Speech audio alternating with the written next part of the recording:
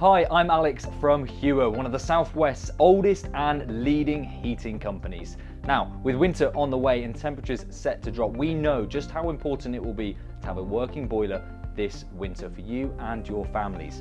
Now, in this short video guide, we're going to tell you about one of the very common faults that can sometimes happen, frozen condensate. The good news, there's an easy fix. We're going to tell you all about it.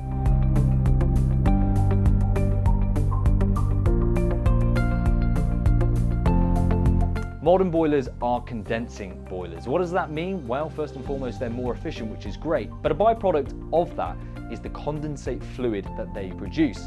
Now that needs to be drained, and it comes out of a pipe through here, sometimes taken outside to a termination point. And it's outside where the problem sometimes occurs, as we're now going to show you.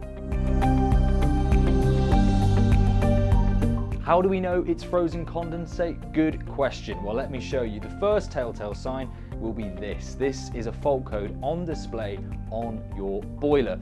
Now, to reference that, you just want to check your manual or your guide and check what that means based on the information there.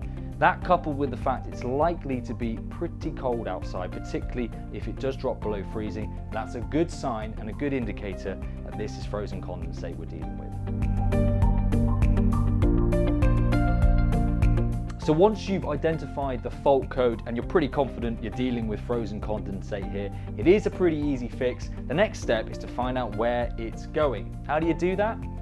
You're looking for this white plastic pipe positioned underneath the boiler. Now you can see a whole array of pipes here. Might be slightly daunting, but you're always looking for that white plastic one.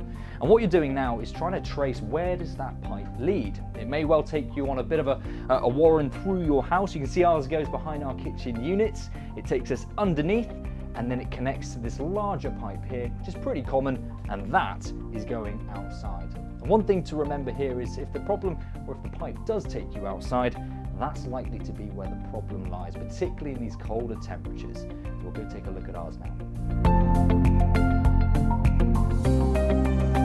So as you can see, we have now come outside, and that's because the pipe has led us here. Now what you're looking for is the frozen plug. Where is the frozen condensate in the pipe? Best thing to do and the easiest thing to do here, just do a simple check. Apply your hands along the pipe to feel that frozen plug. Yes, it will be a little bit nippy, especially if the temperatures are cold. But hopefully once you've managed to do that, you've boiled your kettle, fill that up in perhaps a standard watering can or a bucket if you have one. What you're looking for, nice even distribution of warm water, not boiling, but just warm water, warm enough to target that frozen plug, that frozen condensate. And then once that's done, you'll see that coming out, the water will be flowing again out of your drainage as it should.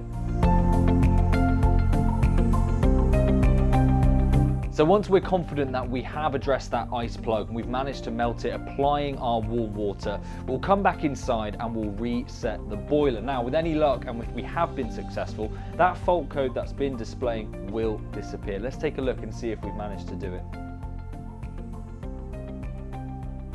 So as you can see, we have been successful here. The fault code has now disappeared.